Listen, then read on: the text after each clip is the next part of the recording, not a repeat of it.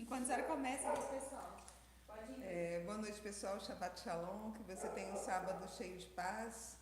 Lembrando, né, quando a gente fala Shabbat Shalom, a gente não só deseja um sábado de paz, mas Shalom significa mais do que paz, plenitude. Então, que você tenha um sábado cheio, né, de tudo aquilo que o Eterno sabe que você necessita. Então, vamos fechar os nossos olhos, vamos orar, colocar esse momento diante do Senhor e apresentar também a sua família, a sua casa, né, na presença do Senhor, que o Eterno venha visitar você, a sua casa, a sua família, os seus negócios, todas as coisas que você precisa resolver, que o Eterno venha intervir para a glória dele, em nome de Yeshua. Ó Deus, nós queremos te agradecer, bendizer o teu santo nome por esse momento tão especial de estudo da tua palavra. Ó Deus, nós te louvamos, nós te bendizemos, nós convidamos o Eterno. Ó Deus, que teu Espírito esteja entre nós, que teu Espírito mova, Senhor, esse estudo, que nós possamos falar, aprender e conversar aquilo que te agrada, aquilo que o Senhor tem reservado para nós. Cerca-nos com as muralhas de fogo do Senhor, repreende toda a fúria do inferno contra as nossas vidas e dá-nos paz, dá-nos a plenitude, dá-nos ânimo e renovo. É o que nós te pedimos em nome de Yeshua. Amém. Amém. Queridos, então nós vamos falar um pouquinho sobre essa paraxá dessa semana, que é a Vayet Hanan, que significa e eu supliquei, que está em Deuteronômio, se você quiser abrir sua Bíblia, a partir do Deuteronômio capítulo 3, versículo 23, até o capítulo 7, versículo 11. E aqui, né, Ana, nessa paraxá, está, vamos dizer assim, a confissão que todo discípulo de Yeshua faz, né? Deve fazer, e que é, vamos dizer assim, a carta de vida do discípulo de Yeshua. Sim. E talvez também seja até um resumo mesmo do plano de salvação, né? Do plano do Eterno para a humanidade e talvez do processo que a gente fala, né, de salvação. Eu queria até que a mamãe comentasse um pouco sobre isso, sobre essa salvação, se a salvação é instantânea, se é quase como você assina um documento e a partir daquele momento você está salvo, ou se existe algum tipo de processo, se ela, ela é aos poucos. A gente vai falar um pouquinho sobre isso essa noite. A palavra do Senhor diz que todo aquele que crer e confessar o Filho de Deus, Yeshua, na sua vida e o aceitar como Senhor, como Salvador da sua vida, será salvo, né? Mas a palavra não nos garante que essa salvação é incondicional. Sim. Ela é um processo, né? Então nós aceitamos Yeshua como nosso Senhor, como nosso Salvador, nós convidamos o Eterno Yeshua para morar dentro do nosso coração, para reinar mais do que morar no nosso coração, para reinar nas nossas vidas. Sim. E nós, a partir daí, temos a palavra do Eterno escrita dentro do nosso coração, mas a palavra do Senhor também diz que nós devemos prosseguir, que nós devemos persistir, perseverar nesse caminho. Ou seja, todos os dias é um processo. Nós estamos em constante processo. O apóstolo Paulo mesmo fala que aquele que começou a boa obra, ele há de terminá-la até a vinda do nosso Senhor Jesus. Então essa obra, essa boa obra que Yeshua começou dentro do nosso coração, ela está ainda em processo. Então eu devo, o que a palavra de Deus diz, que aquele que está em pé, ele cuide que não caia. Então nós devemos estar o tempo todo atentos, crescendo ao encontro da estatura do varão perfeito, que é Yeshua. Então é um processo. Claro que você tem a salvação em Yeshua, mas nós devemos o tempo todo vigiar e manter constante, acesa a nossa chama, assim como também no tabernáculo, né, as chamas permaneciam acesas o tempo todo. Amém. Bom, então nós estávamos falando justamente, talvez o que mais chama a nossa atenção nessa paraxá de Deuteronômio, que vai, como a mamãe falou, começa ali a partir do capítulo 3, versículo 23, talvez seja justamente o Shema, né? O Eterno faz, através de Moisés, toda uma recapitulação da história do povo, desde a saída deles do Egito, talvez até antes, né? Fala até mesmo do momento em que Deus separa os patriarcas e, por amor a esses patriarcas, as promessas que ele fez a eles, ele tira o povo de Israel do Egito. E vamos começar então lendo uma passagem que está lá no capítulo 4 de Deuteronômio. Você pode abrir sua Bíblia e pode acompanhar conosco. capítulo 4, Deuteronômio, a partir do versículo 9. E aqui tem algumas peças que são muito chaves para que a gente possa compreender um pouco mais sobre o Shema, sobre aquela oração diária que os judeus, principalmente os judeus, fazem, né, pela manhã e também ao anoitecer, que é uma oração muito conhecida, uma oração que eles fazem em hebraico. Algumas pessoas oram em hebraico e na própria língua, né, no nosso caso em português. E nesse texto aqui a gente tem alguns pontos que são chaves que vão se repetir diversas vezes nessa paraxá. E eles vão nos trazer uma alusão aos ensinos de Yeshua. Então vamos começar lendo? Capítulo 4, versículo 9 de Deuteronômio. Tão somente guarda-te a ti mesmo e guarda bem a tua alma. E a alma vai falar do quê, mãe? Emoções. Das emoções, né? Como vivemos num mundo com uma alma completamente adoecida, né? Uma alma inflamada, fragilizada, sensível, exposta também, né? As pessoas não têm reserva às próprias emoções, né? Eu diria assim, uma alma mimimi, né? Talvez seja uma alma dodói, né? Exatamente. Aquela alma, você olha para ela já, né, inflama. É verdade. A gente está vivendo tempos assim, né? Tempos de estranhezas mil, em que você tem que pisar como se você estivesse pisando em ovos, né? Porque no fim das contas as pessoas, existe até um termo, né, que tem se usado muito hoje sobre a autorreferência. Então chegou ao ponto de que tudo que é dito, tudo que é falado, qualquer coisa, em qualquer circunstância, em qualquer ambiente, pode ser tomado por alguém como um tipo de ofensa, né? E aqui justamente a gente vê a palavra falando para que a gente resguarde a nossa alma.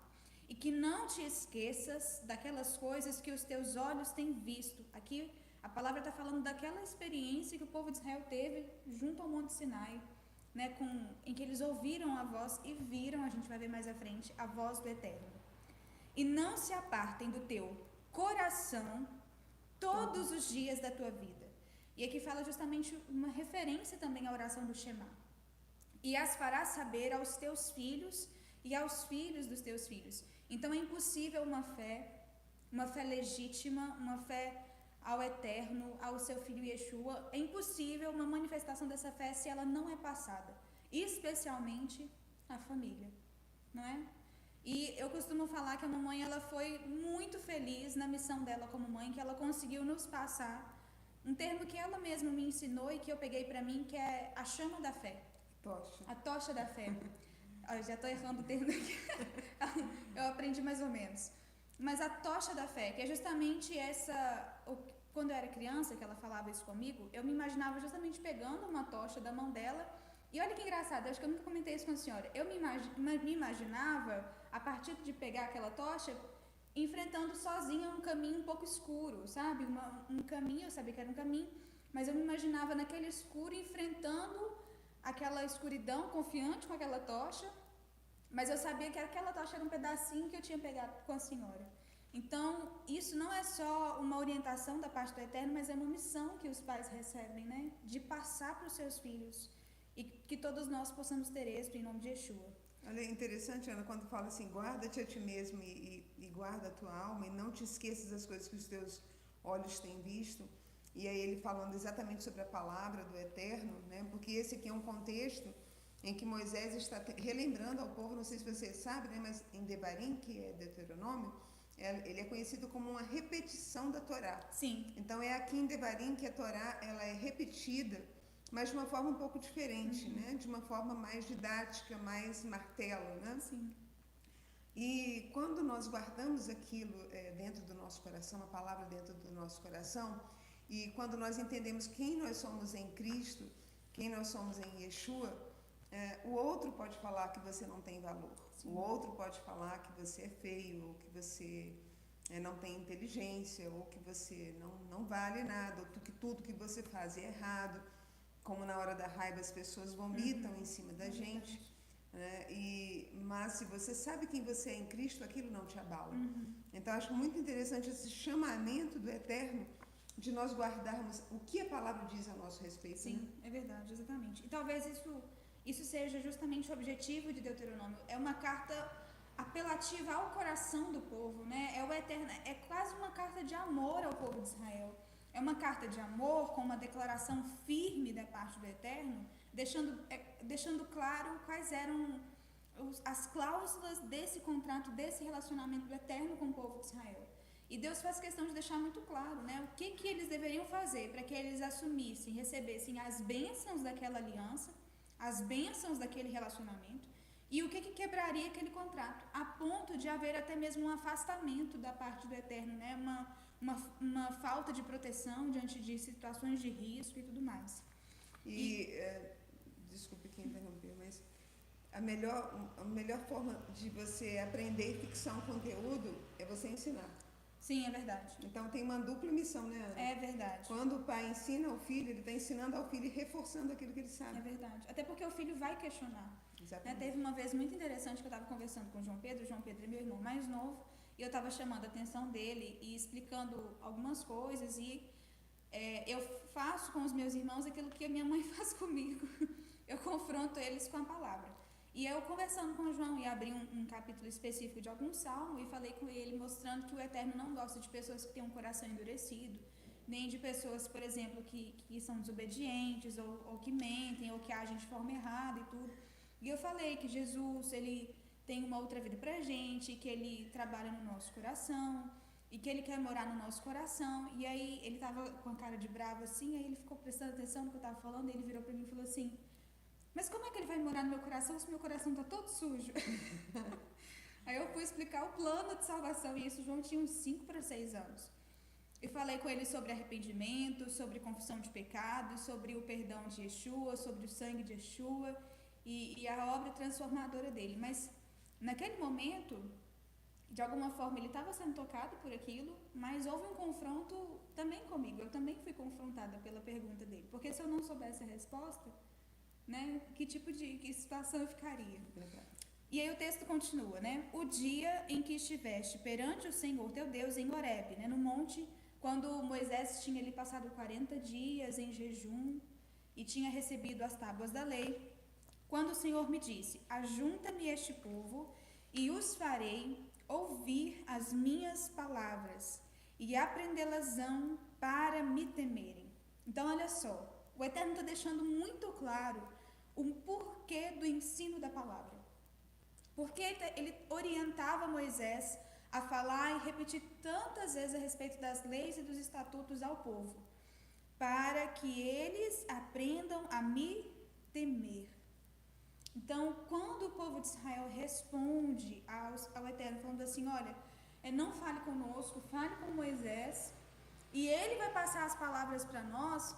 Quando a gente está lendo aquele texto, a gente tem uma certa frustração, porque a gente gostaria que o povo tivesse buscado uma intimidade maior com o Eterno, né, e talvez experimentado coisas mirabolosas da parte de Deus, sobrenaturais. Mas qual que é a resposta do Eterno? Eles estão certos, muito bem. Eu gostei da resposta que eles me deram. Então, assim, eles têm realmente que me temer, né? E olha só: todos os dias que na terra viverem, e as ensinarão aos seus filhos. E vós vos chegastes, e vos puseste ao pé do monte, e o monte ardia em fogo, até o meio dos céus, e havia trevas e nuvens e escuridão. Então o Senhor vos falou do meio do fogo, a voz das palavras ouvistes, porém, além da voz, não viste figura alguma. E tem um mistério aqui, mãe. Qual que é o mistério aqui? Qual é o mistério? Eles não viram nada além da voz. Então, eles viram o verbo. A voz. Quem é a voz? Quem é o verbo vivo, né? E eu fico imaginando a profundidade da revelação que os apóstolos tinham a respeito da Torá, porque os ensinos apostólicos e os ensinos de Yeshua são baseados na Torá.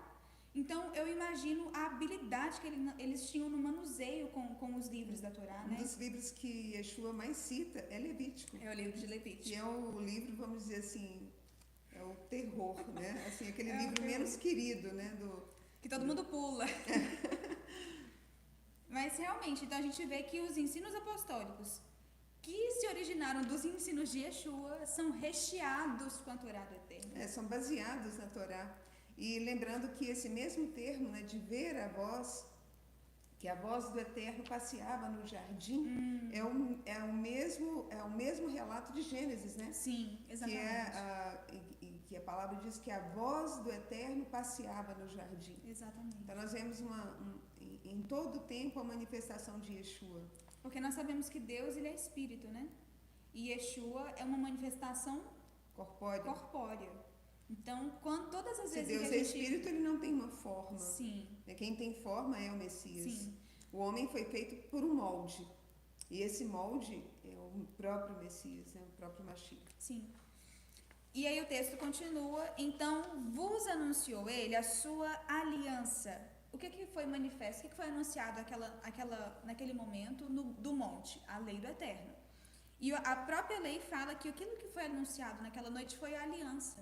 Então a aliança do Eterno, as instruções, as ordens, os mandamentos, eles são um contrato, eles são uma aliança do próprio Deus com o povo de Israel, que vos ordenou cumprir. Olha só, a aliança que vos ordenou cumprir. Então é uma aliança que ela vem em forma de ordem, de mandamento mesmo. Os 10 mandamentos, e escreveu nas tábuas de pedra. Também me ordenou o Senhor ao mesmo tempo que vos ensinastes estatutos e juízos. Então o que Moisés está falando aqui? Que além daqueles 10 mandamentos que foram ordenados ao povo, o Senhor também ordenou a Moisés que passasse para o povo estatutos e juízos. Então a gente vê que lei não é tudo igual. Mandamento não é tudo igual. Sim. Então existem alguns mandamentos de classes diferentes, existem estatutos, existem juízos, né? E essa compreensão de cada mandamento, de cada instrução de forma individual, né, mãe, permite um cumprimento mais adequado da lei do Eterno. Voltando a isso, existe uma máxima, né, que todo mundo fala que não existe pecadinho nem pecadão, que tudo é pecado. Não é bem assim. Exatamente. Existem gravidades diferentes para pecados diferentes. Isso é óbvio, isso é muito simples de se entender. Nas próprias consequências, né? Exatamente.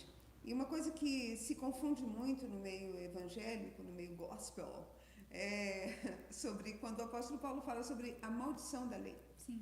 E aí as pessoas falam, eu não estou mais debaixo da lei, estou debaixo da graça, sim, porque Jesus e Yeshua me salvou e eu estou debaixo da graça, não estou mais debaixo da lei. Mas lembre-se, irmãos, que o apóstolo Paulo estava falando a respeito das bênçãos e das maldições advindas da obediência, respectivamente, e da não obediência aos mandamentos. Quer um exemplo? Mais ou menos 3 anos atrás, eu acho, mais ou menos, eu passei por um deserto. Porque eu simplesmente esquecia, em determinados pontos da cidade, que o radar era 60. E eu vivo, assim, com pressa, né? Todos nós. E eu sempre andava assim, 80. Então, quando, por exemplo, eu chegava na Antônio Carlos, em direção ao hospital, tem pelo menos 4 radares. Então, toda vez que eu ia para o hospital, eu ganhava no mínimo 2 multas. E isso foi se acumulando e culminou com a perda da carteira, né? Então, eu fiquei mais de ano sem dirigir, tive que estudar novamente, passar na prova. E hoje, automaticamente, né, eu não vivo mais debaixo da maldição da lei dos 60. Exatamente. Né? Porque a lei foi escrita no meu coração, só para você poder entender. Né? Não é mais um peso, não, né? Não é mais um peso para mim. É natural. Por que eu não sofro com a lei seca? Primeiro que é uma coisa muito simples, eu não bebo. Eu não estou condenando quem bebe. Estou falando que eu escolhi não beber, eu não tenho vontade de beber, então eu não bebo. É uma opção minha. Né? Então, eu não estou debaixo da lei seca. Sim. Quer dizer, estou e não estou, né? A lei não me pesa porque ela está escrita no meu coração. Hoje, a Ana que me acompanha, graças a Deus, já tem acho que 2 anos. Não, desde que eu peguei a carteira novamente, graças a Deus eu não ganhei nenhuma multa. Graças a Deus. Então, por exemplo, coisas que eu fazia porque era muito cômodo. Então, eu deixava o carro fora do estacionamento porque ficava mais próximo do hospital. Então, só com isso eu ganhei 4 multas. Então, eu fui modificando e fui entendendo que existem estatutos, que existem leis, que existem regras, e eu comecei com consequências, e isso me doeu demais, porque eu que dependo de carro o tempo todo, simplesmente um dia que eu não posso dirigir, então eu dependi de Uber quase 2 anos, então isso não foi fácil para mim, e hoje eu ando automaticamente no 60. Então, eu sempre presto atenção no radar, eu presto atenção nos limites de velocidade, e eu me policio, porque eu sei que meu pé é pesado, então eu sempre estou a 60, para não correr risco de um radar que mudou de lugar me flagrar. Então, na verdade, quando eu não costumo mais pegar estrada, eu já peguei muita estrada em trajetos muito longos. A Aninha estava lembrando aqui que a gente usava, mais de 20 anos atrás, mapas de papel mesmo. Hoje nós temos o Waze, né, que eles chamam de GPS, que torna muito mais fácil. Mas as placas, é como para você entender o que a lei do Eterno é aquela placa que diz curva à direita, curva acentuada à esquerda, use o freio motor, né? Aqui não ultrapasse para lá, não ultrapasse para cá. Trânsito de caminhão intenso, ou então uma íngreme descida, uma íngreme subida. Então, são direcionamentos para evitar acidentes. É simples assim. E talvez o Waze entre nessa nossa analogia de uma forma muito bonita, porque o Waze é aquilo que facilita o cumprimento das ordens, porque ele te avisa o radar com antecedência, ele marca a sua velocidade, ele te fala se tem um acidente à frente, ou seja, evita que você esteja desavisado de um obstáculo à frente. E essa é a obra de Yeshua nas nossas vidas. Ele não anula as ordens, a regra do viver que a gente tem que ter, né? E Yeshua não veio para mudar aquilo que agrada ou desagrada a Deus. Ele veio nos mudar e nos capacitar a cumprir aquilo que Deus sempre quis do homem, sempre desejou da humanidade. Senão a gente começa a pensar, irmãos, como os nicolaítas, né? Sim. Que faziam a separação entre corpo e espírito. Não? Você pode aprontar bastante no corpo, que o corpo foi feito mesmo para pecar.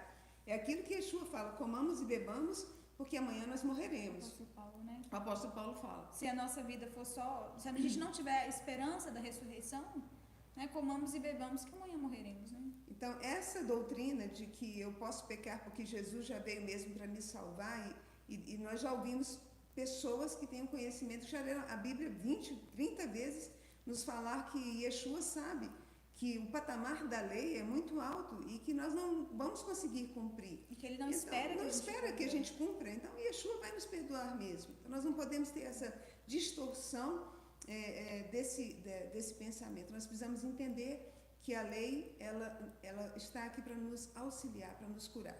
Eu estava indo para o trabalho, acho que foi na terça, de Uber, e estava numa rádio, uma determinada rádio, e tinha um momento que era a frase motivacional do dia. Aí a frase dizia o seguinte: não confie em ninguém, confie em você mesmo, porque a resposta está dentro de você. Eu falei, meu Deus, eu estou frita, né? Se eu for confiar nisso daqui é de chorar, Brasil. Porque se a resposta estiver dentro de mim, tipo, eu dependo de mim, eu pensei, meu Deus, glória ao Eterno, porque eu sei que eu não dependo de mim mesmo, eu dependo de Ti. Tem uma música até do Ministério Hebron que fala, né? Eu não dependo de mim mesmo, Senhor, eu dependo de Ti.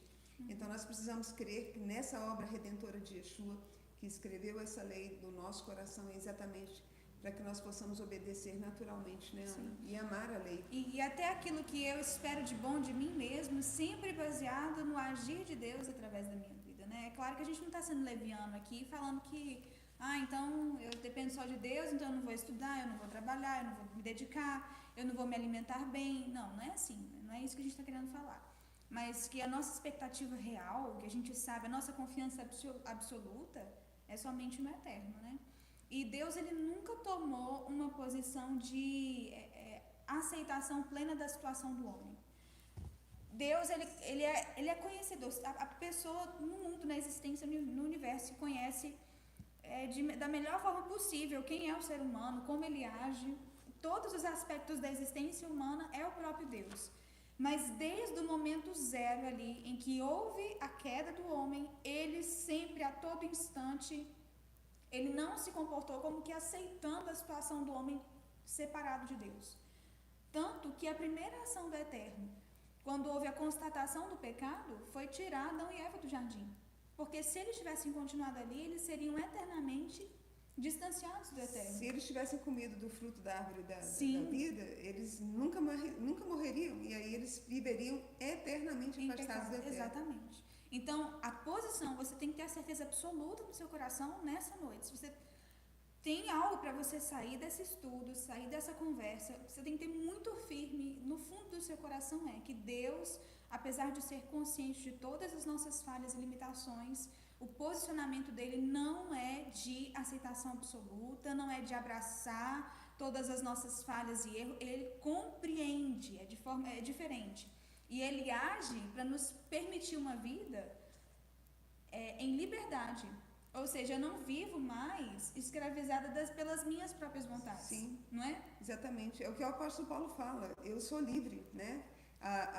Eu não estou mais preso, eu não sou mais escravo da lei do pecado. Exatamente. Né? Qual que é a lei do pecado, mãe? A lei do pecado são as maldições advindas do pecado. Eu sou livre em Cristo Jesus. Exatamente. Né? Isso não me é pesado. E essa é uma obra exclusiva do Mashiach. É uma obra exclusiva de Yeshua, que é transformar a natureza humana. Apenas o Messias consegue fazer isso. Amém. E é interessante, Yeshua não faz sentido nenhum. Eu não consigo entender. Que tipo de raciocínio é que o pai envia um filho que chega e fala, galera, sabe o que meu pai disse? Vamos esquecer, porque não faz sentido nenhum. Acabou. É outra vibe, outra lei. Eu vim aqui para... É a graça pessoal, é a graça, esqueçam a lei. Inclusive, a gente pegou, no final de semana passada, uma Bíblia que eu amo de paixão. E nós fomos ver um desenho da Bíblia muito interessante. Estava escrito assim, Antigo Testamento, um rolo da Torá. Aí, Novo Testamento, um outro pedaço do rolo da Torá. Rasgado, um rasgo e a cruz. Escrito assim, Jesus, ele veio rasgar. Tipo isso, assim, é uma cruz rasgando a palavra. Cruz rasgando a palavra. Exatamente. Não faz sentido nenhum. Não faz sentido. Filho vir e simplesmente dizer que tudo que o pai falou não vale mais, não tem sentido absolutamente nenhum. Pelo contrário, o que Yeshua faz, Ana? Ele veio tornar tudo pleno. Ele eleva, ele falou que não veio para anular a lei, mas veio para fazê-la cumprir plena. Veio para torná-la plena, a tradução original. Então, ele pega o patamar da lei e ele eleva. A lei diz, se você for pego em flagrante adultério, ele diz, se você pensar numa mulher com a intenção, mulher / homem, né? Com uma intenção impura no seu coração, você já adulterou. A lei fala, se você não pode matar o seu irmão fisicamente. E Yeshua fala, se você odiar o seu irmão, você é assassino. E aí, por exemplo, adúltero não é o que é pego em adultério. Adúltero é aquele que deseja o adultério no seu coração. Assassino não é aquele simplesmente que se levanta com uma arma e mata alguém, mas é aquele que dentro de si, ou com as suas próprias palavras, mata a reputação de outra pessoa.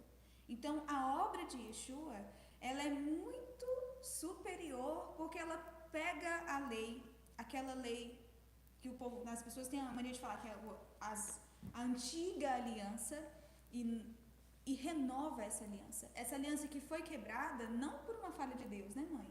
Uma falha do próprio ser humano. E ele vem tornar essa aliança nova num patamar muito diferente. E é o cumprimento do que Jeremias fala, né? Que ele escreveria a lei dentro do nosso coração. Dentro do nosso coração. E falando sobre dentro do nosso coração, vamos prosseguir na leitura dos nossos textos aqui. E olha só. Posso só um pouquinho, só voltando a essa questão de Yeshua, quando ele, um outro questionamento que algumas pessoas falam, quando ele recebe aquela mulher adúltera, e as pessoas falando, ela foi pega em flagrante adultério, então pela lei nós devemos apedrejá-la.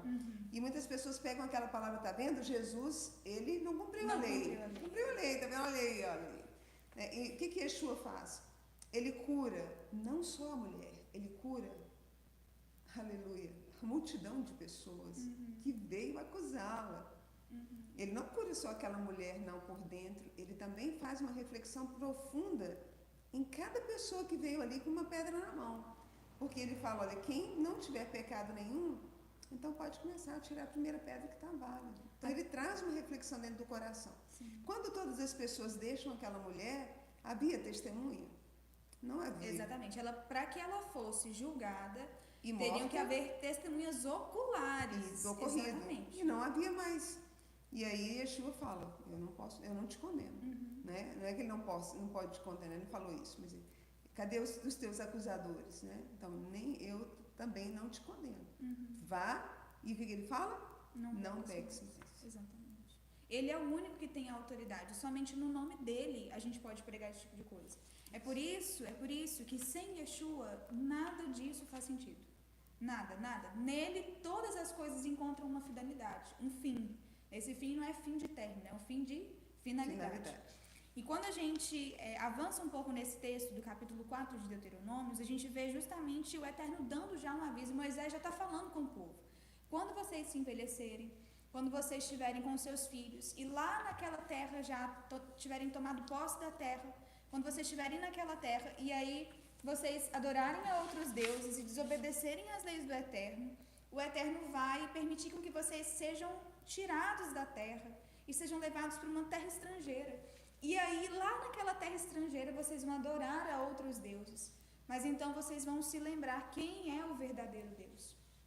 E lá daquela terra vocês vão buscar ao Eterno.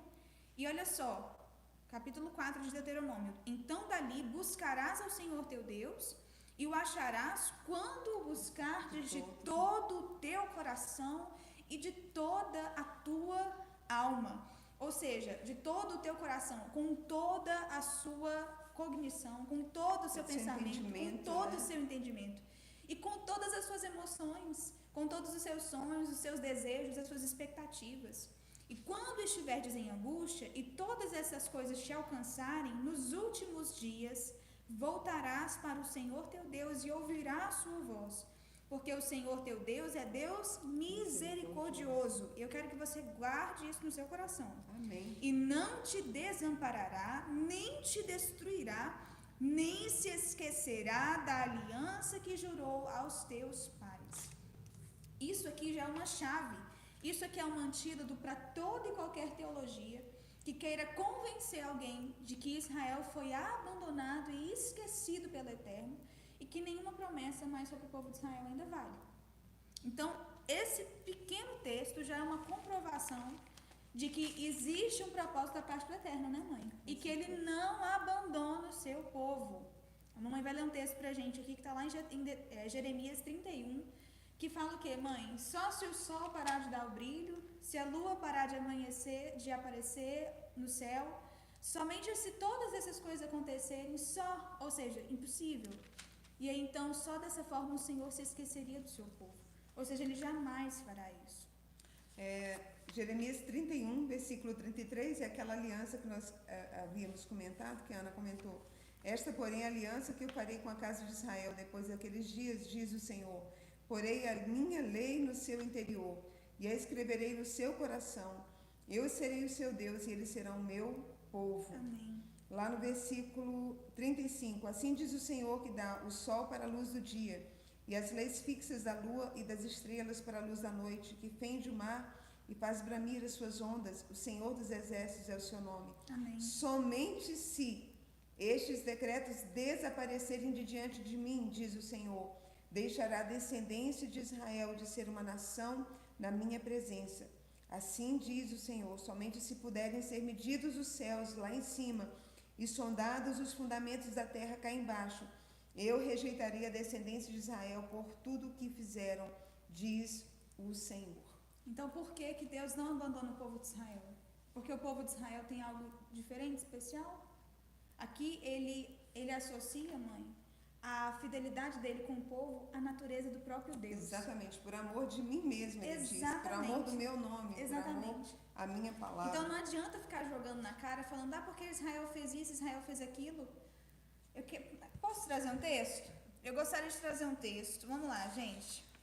Esse texto é maravilhoso. Esse texto aqui, 1 Reis, 1 Reis, capítulo 8, a partir do versículo 41. Para tudo que você está fazendo, abre aí, 1 Reis, capítulo 8, versículo 41, segura essa aqui, olha só. O rei Salomão está fazendo a dedicação do templo e eles estão trazendo a Arca da Aliança e o rei Salomão está ensinando ao povo de Israel. E como nós falamos no nosso último estudo, o livro de Deuteronômio era exatamente o livro que o rei lia. No livro capítulo 17 de Deuteronômio, Deus fala com o povo que quando eles se rebelassem contra o Eterno e pedissem para si um rei, para que eles fossem como as outras nações ao redor deles ele dá algumas regras que esse rei deveria seguir. E uma dessas regras era que ele deveria ter para si, ele mesmo deveria fazer uma cópia do livro da lei e meditar no livro da lei dia e noite, quando acorda e quando vai dormir. E qual era o livro que os reis de Israel meditavam? Deuteronômio. Então vamos lá. Olha o que o rei Salomão fala. E também, isso o rei Salomão orando ao Eterno, falando com Deus: Eterno, ouve ao estrangeiro que não for do teu povo Israel, quando vier de terras remotas, por amor do teu nome. Porque ouvirão do teu grande nome e da tua forte mão e do teu braço estendido. E quando esse povo estrangeiro vier orar voltado para esta casa, ele estava falando do templo do Eterno, ouve tu nos céus, assento da tua habitação, e faze conforme tudo o que o estrangeiro a te clamar, a fim de que todos os povos da terra conheçam o teu nome. Para quê?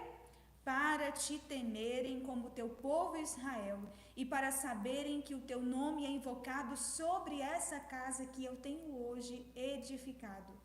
E é engraçado, mãe, porque o rei Salomão fala primeiro do estrangeiro e logo em seguida ele fala de quando o povo tivesse pecado e tivesse sofrido exílio.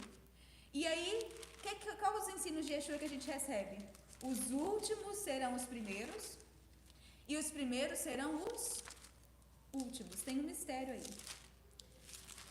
Quando pecarem contra ti, ele continua no texto, pois não há homem que não peque. Olha o que o rei Salomão está falando aqui, mãe. Quando o povo pecasse contra o Eterno, e ele coloca, porque não há homem que não peque, ou seja, o pecado de Israel não pode ser usado para justificar um abandono do povo. E tu te indignares contra eles e os entregares às mãos do inimigo, de modo que os levem em cativeiro para a terra inimiga, quer longe ou perto esteja, e nessa terra onde foram levados para o cativeiro, eles caírem em si e se converterem, e na terra do seu cativeiro te suplicarem. O rei Salomão profetizando, ele era um profeta do Eterno, profetizando, e só o finalzinho desse texto, lá no finalzinho do capítulo, ele fala assim, ele pede para o Eterno: Senhor, inclina a ti o nosso coração, para que a gente possa andar nos teus caminhos, para que a gente possa guardar os teus mandamentos e estatutos e os juízos que ordenou aos nossos pais. Essa tem que ser a nossa oração, para que o Eterno incline o nosso coração a Ele, para que Ele incline as nossas tendências, as nossas intenções, as nossas palavras, os nossos sonhos em direção a Ele. E essa obra, ela realmente só pode ser feita através da obra de Yeshua. E olha só, a gente entra então aí, tem a recapitulação, né, mãe, dos 10 mandamentos, lá no capítulo 5 de Deuteronômio, e logo em seguida nós temos justamente o Shema, que é a parte chave do nosso estudo de hoje.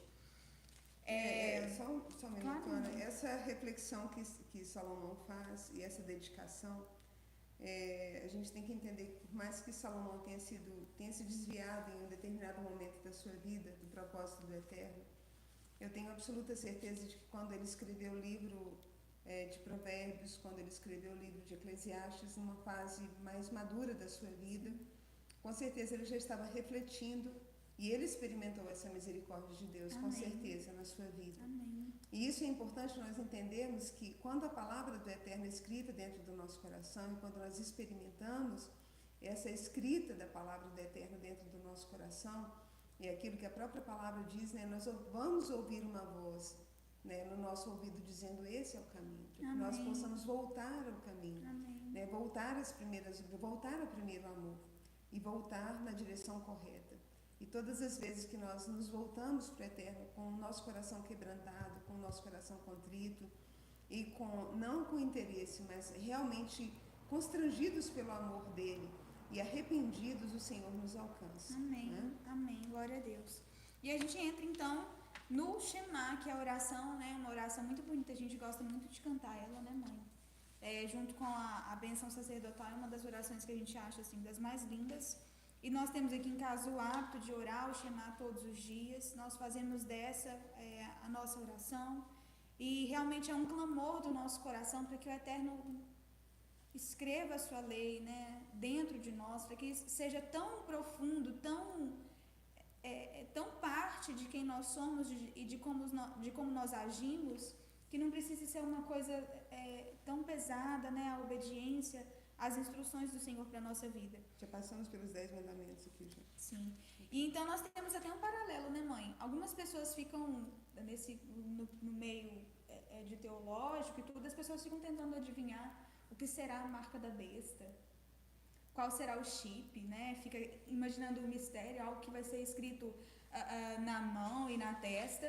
Mas eu queria que a mamãe falasse um pouquinho pra gente justamente desse paralelo que a gente pode fazer entre essa passagem de Apocalipse, que as pessoas ficam tentando adivinhar e entender o que é, e algo que é trazido dentro do Shema. Então a gente podia ler, né, mãe? O Shema. Então, Deuteronômio 6, a partir do versículo 3.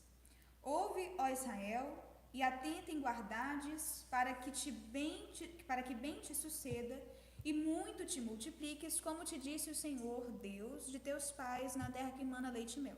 Aí agora inicia. Ouve, Israel, o Senhor nosso Deus é o único Senhor. Amarás, pois, o Senhor teu Deus de todo o teu coração, e de toda a tua alma, e de todas as tuas forças, e essas palavras que hoje te ordeno estarão no teu coração.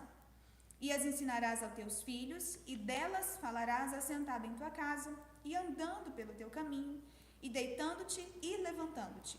Também as atarás por sinal na tua mão, e te serão por frontais entre os teus olhos, e as escreverás nos umbrais de tua casa e nas tuas portas.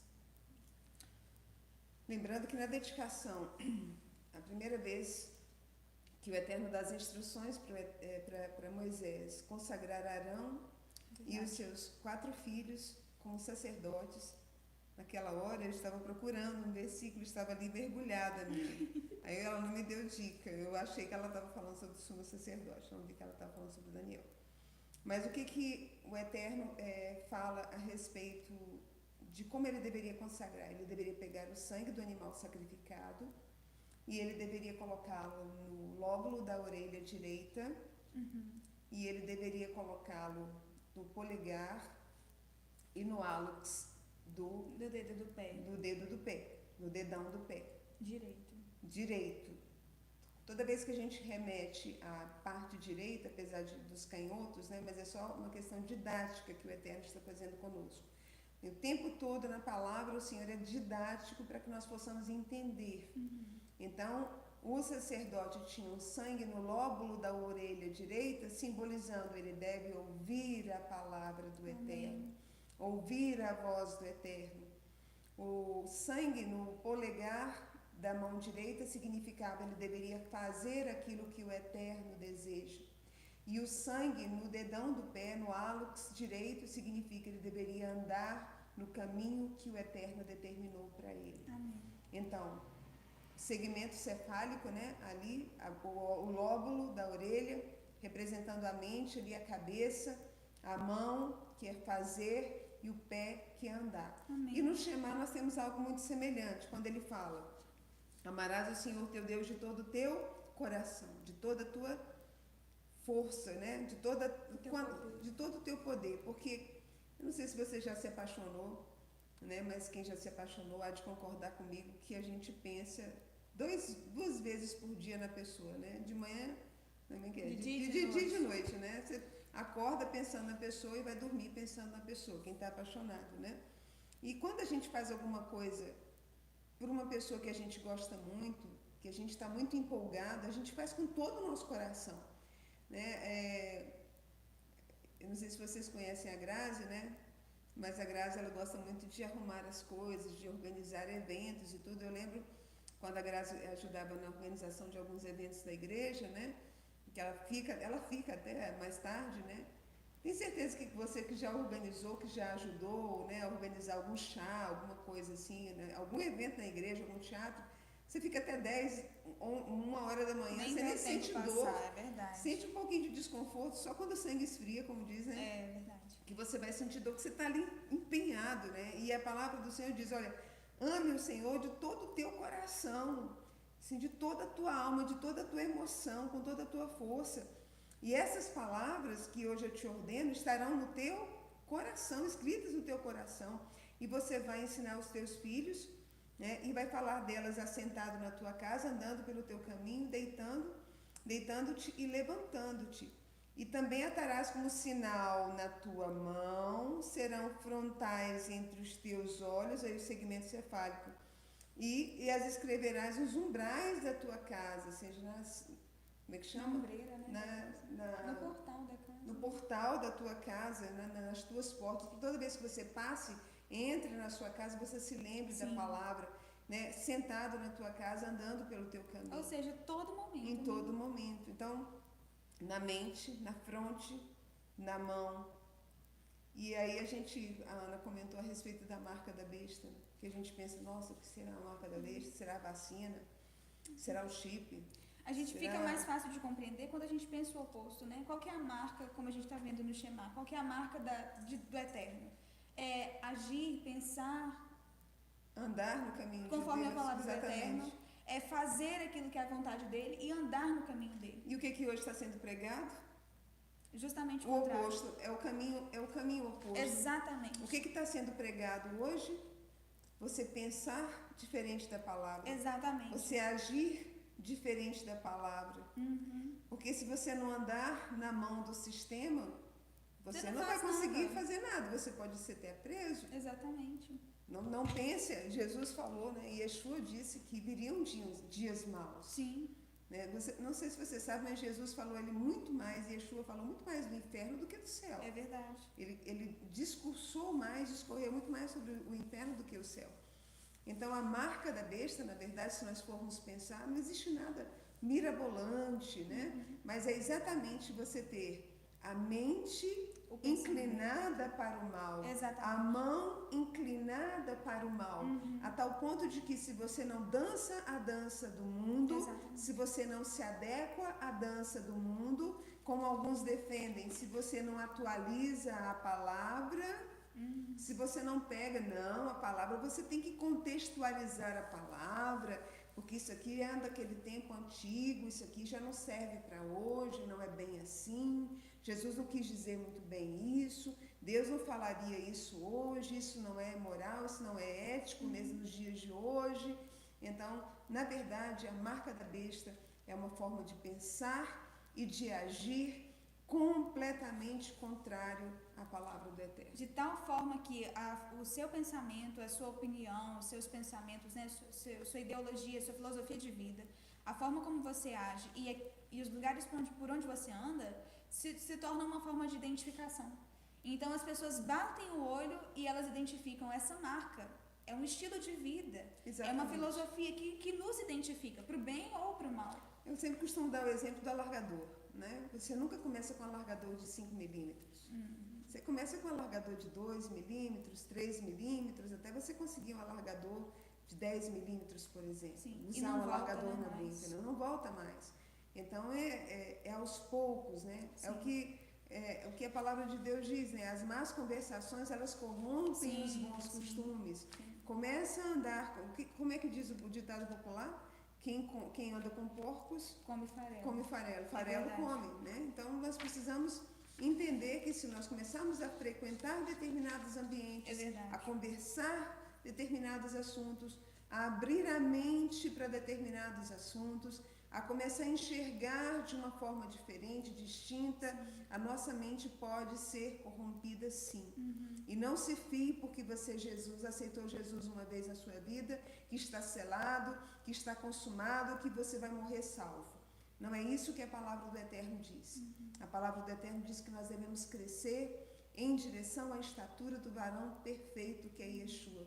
Que nós devemos amadurecer, que nós devemos nos limpar cada dia mais, que nós devemos nos corrigir nas pequenas coisas. Quantas vezes nós nos corrigimos, quantas vezes nós erramos, falhamos, e nós precisamos estar o tempo todo atentos, porque mesmo pensando que nós estamos fazendo certo, nós podemos estar na direção errada. Muitas vezes você está fazendo certo, achando que está fazendo certo, você não está fazendo nada de ilegal, mas você não está no caminho do Eterno, não está naquilo que o Eterno determinou. E para vocês terem uma ideia de como a nossa mente ela é frágil, ao mesmo tempo forte, ao mesmo tempo, naquele momento que a Ana estava discorrendo sobre determinado assunto, que eu fui procurar um texto, a minha mente, ela entrou profundamente ali na minha, ficou focada na procura daquele texto. Então, assim, eu fiquei completamente fora dessa contextualização. Então, a gente não pode superestimar a gente e também nem subestimar a nossa mente. Nós precisamos entender o equilíbrio, buscar sempre refúgio em Deus, para que nós não nos percamos nesse mundo tão mal. E não se engane, irmão, o mundo é tenebroso, sim, o mundo jaz maligno. Nós precisamos nos refugiar na palavra de Deus. Uma coisa que eu amo, Davi, eu sempre falo para a Aninha, né? Quando nós estivemos lá no Milênio, uma das pessoas que eu quero conversar primeiro... Vai ter uma fila enorme. Exatamente, mas não vai ser o apóstolo Paulo, não. Com ele eu vou ter um bate-papo, mas assim, vai ser, com certeza, vai ser Davi. Porque realmente ele era um homem segundo o coração de Deus. Leia os Salmos, e quando Davi escreve um dos mais belos salmos da Bíblia, que é o Salmo 119, que ele fala, quanto eu amo a tua lei. Amém. Né? Tantas músicas falam, né? Lâmpada para os meus pés é a tua palavra, luz para o meu caminho. Quantas músicas, irmãos, a gente canta e não existia Lucas, João, não existia 1 Coríntios, 2 Coríntios, Romanos, a palavra que Davi estava se referenciando, que ele amava, que amava, era a lei do Eterno, que consolava o coração dele, consolava o coração dele. E essa mesma lei que Yeshua guardou, e essa mesma lei que Yeshua veio para tornar plena. Amém. Amém. E ela, como fala, né, em Provérbios, ela é a árvore da vida para os que nela se apegam, e os que nela se apoiam são bem-aventurados. Amém. Acho que não teria forma melhor de nós finalizarmos a nossa conversa hoje. E eu espero que você tenha aproveitado esse momento, né? Se você está nos acompanhando pelo YouTube ou pelo Instagram, se ainda não é inscrito no nosso canal, se inscreva, compartilhe esse vídeo, né? Não perca essa oportunidade. A gente pode fazer o Shema em hebraico, né? Sim, podemos, com certeza. Tem que pegar lá embaixo, né? O livrinho para lá pegar rapidinho. Então tá bom. E então não se esqueça de se inscrever no nosso canal, de curtir o vídeo, de compartilhar com as pessoas que você sabe que vão ser abençoadas por esse estudo. Se você está nos acompanhando pelo Instagram e por acaso você ainda não é inscrito, é um absurdo, você ainda não faz parte da nossa família, se inscreva, compartilhe e mande esse vídeo para outras pessoas, né? Salva ele lá, manda no seu WhatsApp, para que você possa assistir de novo, né? A gente falou sobre tantas coisas, sobre tantos temas diferentes, e eu sei que às vezes a gente precisa rever para poder aproveitar tudo do vídeo. Então, uma outra coisa que eu queria comentar aqui é que nós estamos cada vez mais frequentes nas nossas redes sociais e nós gostaríamos de um feedback da sua parte. Se você quiser deixar um comentário, né, falando a respeito de algo que chamou sua atenção nesse estudo, ou algo que a gente não tenha falado que você também pensou, compartilhe aqui conosco, né, compartilhe com as pessoas que vão estar vendo esse vídeo também, e que você seja um instrumento do Eterno nas nossas vidas e na vida de tantas outras pessoas. Nós vamos encerrar então fazendo a oração do Shema. Você pode facilmente encontrar essa oração pela internet, mas se vocês quiserem que a gente poste, a versão é em hebraico e a versão em português, a gente é só falar, pedir que a gente coloque aqui no vídeo ou nas nossas redes sociais. Vou dar uma dica para você, uma coisa que a gente faz aqui em casa, que a primeira coisa que a gente ouve pela manhã... Subi a escada. A primeira coisa que a gente ouve pela manhã aqui em casa é a palavra. É a palavra, é verdade. Então a gente procura não ouvir nem música, nem louvor. Sim. A gente ouve a palavra. Então tem a Bíblia, tem o aplicativo da Bíblia. Sim, você pode pegar o aplicativo da Bíblia e seleciona até a mesma versão e aí vai lê-la para você, mas também tem, por exemplo, a Bíblia... Nossa, tá até aqui perto, gente. Tem a Bíblia em áudio. Essa versão aqui foi inclusive narrada pelo Cid Moreira. Maravilhosa. Uma voz ótima. E tem essa versão que eu e a mamãe, a gente é simplesmente apaixonada, gente. É tão antigo que tá assim, até em um estado mais debilitado. A fé vem pelo ouvido. Não sei se vocês conseguem ver aqui, ó. Depois a fé vem pelo ouvido. Vai postar, né, naquele link da playlist. Tem uma playlist de um canal que colocou de todo o Novo Testamento, e é muito interessante porque eles fazem uma interpretação mesmo, é quase um teatro, né? Exatamente. Em vozes, e facilita muito para que você interprete, né? E absorva mesmo os textos e até decore, né, mãe? A gente decorou muitas coisas. Eu vou dizer para você uma coisa, a gente passa por aflições, a gente vive dias maus. E uma coisa que faz muita diferença na vida da gente é a palavra de Deus. Muita. Ela nos conforta, Amém. ela nos ensina, ela nos exorta, ela nos corrige. Amém. E quando o açoite de Deus vem, porque ele vem, não é aquele açoite doído que nos magoa, mas é aquele açoite que nos cura. Que nos Isso nos fortalece e nos dá esperança. Amém. Isso nenhum guru dá. Ninguém. Quantas vezes, irmãos, a gente fica horas ouvindo podcast, a gente fica horas ouvindo lives de pessoas que a gente gosta muito. Sim. E quantas horas a gente fica ouvindo a palavra de Deus? Já parou para pensar? E é essa palavra de Deus que vai fazer toda a diferença na nossa vida. Amém. Amém? Amém. Glória a Deus. Nós vamos fazer o Shema. Cantado mesmo? Cantado, né? Nossa, Senhor. Vamos lá. Vamos lá.